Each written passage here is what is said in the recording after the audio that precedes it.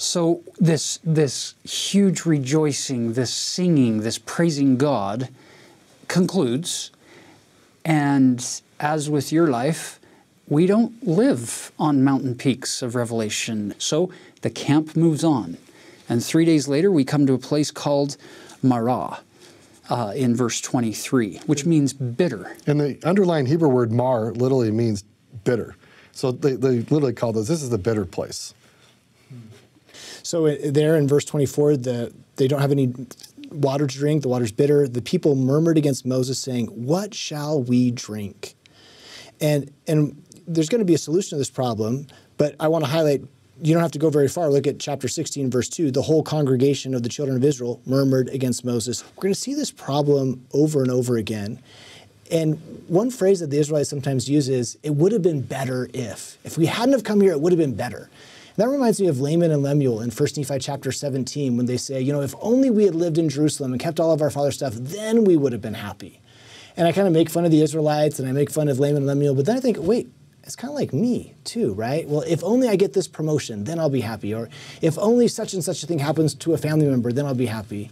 The happiness never comes, and I think we can see that here with the Israelites, that there's going to be problem after problem, and the Lord will fix it, but really it's an internal state of heart. The external things rise and fall, but happiness, in fact, I've been hearing this quote quite a bit recently, and you probably can paraphrase it better than I can, but it's from President Nelson when he says, the joy in our lives depends not so much on what is happening to us, but what our focus is. And when our focus is on Christ, then we have the joy, even if the water's a little bitter.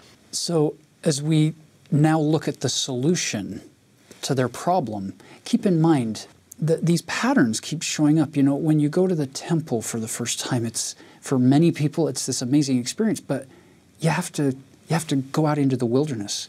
And what is the defining feature of the wilderness? It's wild, which means it's not tame, which means we don't have it all figured out, and it's not in our control. There are things outside of our control, which means we have to trust in God. And I love the fact that in verse 25, they're crying to Moses, and what's his response in 25? It's like, well, what does the Lord got to say about this? And he cried unto the Lord, and the Lord showed him a tree, which when he had cast into the waters were made sweet. And one thing that I thought was interesting as I was just kind of rereading this is that it's a tree. It's not a piece of grass. It's not a bush. How long did it take for this tree to grow? And I love that God was planning for this miracle years and years and years in advance. And I think there's a corollary in our own lives, that you and I might be about to experience a miracle in our life, that it's a tree. It's something that God planted years and years and years ago. He's prepared. He's not caught off guard by the fact that the people have bitter water here. That is not a surprise, Lord. He had planned, and he's not surprised by whatever trials you and I are having. He's planning a way for you and me. I love that. And in the symbolic lens realm, this idea that all good things denote that there is a God, and all things point to Christ and to his ultimate sacrifice. Stop and think about the symbolism of a tree that's going to bring life. It's a representation of the tree of life, which the tree of life is a representation of the love of God, Jesus Christ being given to us. And it's a tree that had to give its life in order to take away death and bitterness from these people, to save them from the bitterness at Marah, and to be able to preserve their life. Now, bringing that full circle to us, compare that now to what happens when we are given the opportunity to go to a sacrament table experience, and we bring with us all of that bitterness of life. And what does he give us? He gives us, remembering the lesson last week on the Passover, this bread that helps absorb the bitterness of life. And then he gives us a little cup of not bitter water. There's no, it's not a bitter cup. He partook of the bitter cup so that we could have a sweet cup to wash that down. Now, look at verse 26 and see if you can see any connections with the sacrament prayers.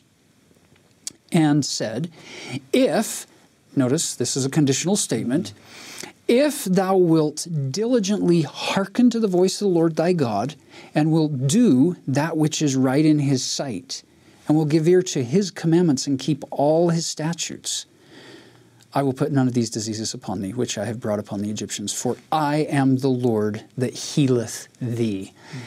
In my mind, this is, they don't have the sacrament ordinance back in the Old Testament. Jesus introduces that in the New Testament. But to me, this is a beautiful foreshadowing for everything that Jesus is going to bring up to the people then and that we get to enjoy today. We mentioned earlier different titles of the Lord. This is another one that had not stood out to me until you just read it. Verse 26, the Lord that healeth thee. What a beautiful name. What a beautiful title.